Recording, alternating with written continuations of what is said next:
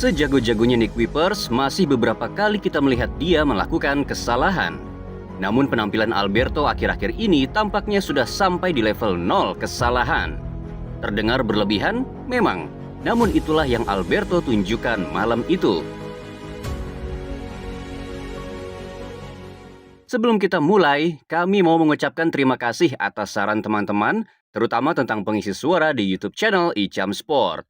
Alhamdulillah, menjelang bulan Ramadan kemarin, pengisi suara yang kalian tunggu-tunggu ini mendapatkan banyak job untuk mengisi suara di berbagai brand yang ada di Indonesia. Bukber itu bukan buka berasa itu aja, tapi buka bermacam-macam rasa. Bukber minum Nutrisari penuhi 100% kebutuhan vitamin C.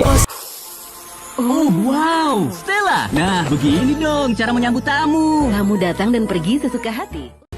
Nah, sekarang kan udah balik nih. Yuk, subscribe channel ini agar bisa tembus sampai 100.000 subscriber dalam waktu yang dekat.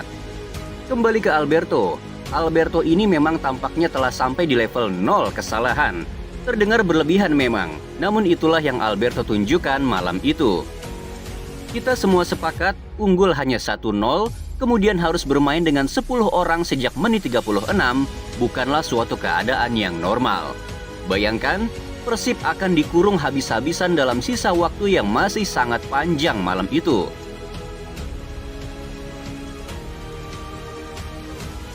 Namun Persib punya seorang pemain yang larinya ini sebenarnya tak begitu kencang. Tapi di area teritorialnya, pemain ini gesit bukan main.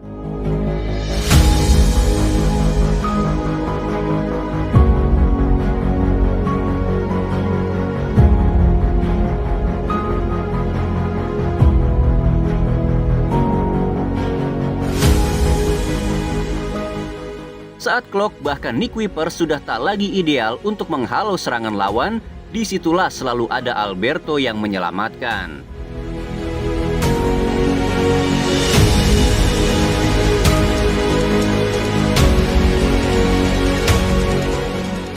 Alberto ini tak hanya sekali, namun berkali-kali ia menunjukkan seni bertahan, yang ia tunjukkan dalam momen yang begitu krusial.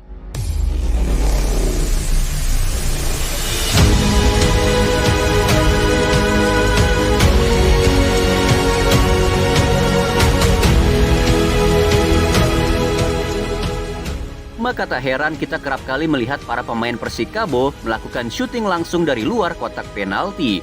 Saking sulitnya untuk memasuki pertahanan Persib saat ada Alberto di sana. Bermain hanya dengan 10 orang sejak babak pertama, kemudian bermain tanpa sekalipun melakukan kesalahan, membuat Alberto layak menjadi pemain terbaik kedua setelah seorang David da Silva.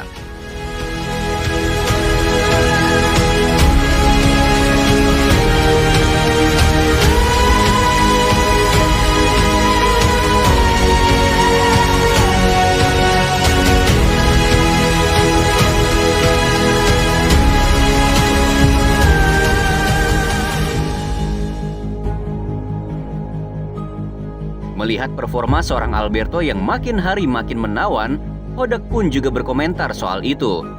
Bahkan Hodak membandingkan situasi yang pernah dialami oleh Alberto dengan pemain sebangsanya, yaitu Luka Modric. Bojan Hodak menyinggung kasus yang didapatkan Alberto bersama Persib hampir mirip dengan kasus Luka Modric di Real Madrid. Hodak mengatakan ketika Luka Modric direkrut Real Madrid, 6 bulan setelahnya, media di sana yaitu Marca menuliskan headline perekrutan terburuk sepanjang masa.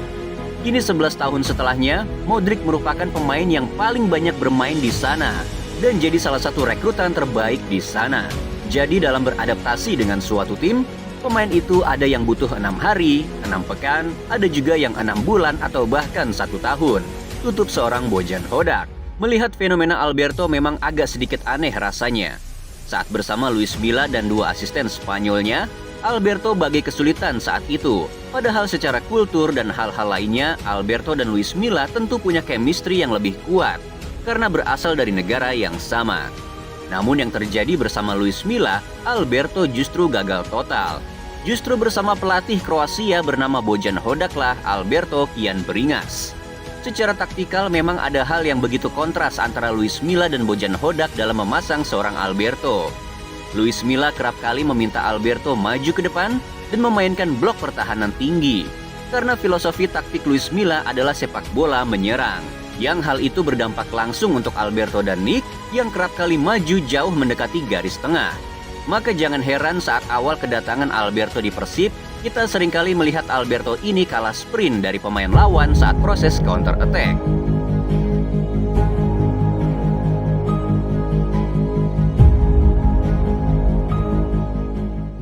Namun Hodak jeli. Ia tak mau melakukan kesalahan yang dilakukan oleh Luis Milla saat memainkan Alberto. Ia tak mau Alberto terlalu jauh ke depan. Karena pemain yang tinggi cenderung memiliki lari yang tak begitu kencang, namun begitu kuat ketika bertahan di area kotak penalti. Maka dari situ pula lah Hodak menerapkan filosofi sepak bola bertahan ke dalam tubuh Persib Bandung. Maka jangan heran, Persib jarang sekali menang dalam urusan ball position. Bahkan saat melawan Persikabo, Persib hanya mencatat 34% saja penguasaan bola. Namun Alberto tampaknya cocok betul dengan strategi semacam ini. Mungkin yang ada di benak Alberto saat ini adalah, adu lari mungkin aku kalah, tapi saat duel di kotak penalti, kau akan sulit menang di sana. Maka yang terjadi, Persib benar-benar perkasa saat ini. Bahkan Persib jadi satu-satunya tim yang tak bisa dikalahkan oleh Borneo FC di musim ini. Ya, tim superior itu bahkan tak mampu menang di kandang mereka saat ada Alberto di sana. Seorang Nick Wipers pun memberi apresiasi untuk perjuangan seorang Alberto hingga mencapai level seperti saat ini. Nick mengatakan, mengenai Alberto saya rasa sangat sulit untuk bisa bermain di Indonesia karena situasi dan lingkungan yang berbeda. Jadi tentu menurut saya perlu waktu bagi pemain yang datang ke sini untuk beradaptasi. Tapi saat ini Alberto adalah pemain yang sangat penting di dalam tim. Dia solid dan menjalankan tugasnya dengan baik. Senang bisa bermain bagus bersama dengannya, dan saya rasa kami punya koneksi yang bagus bersama.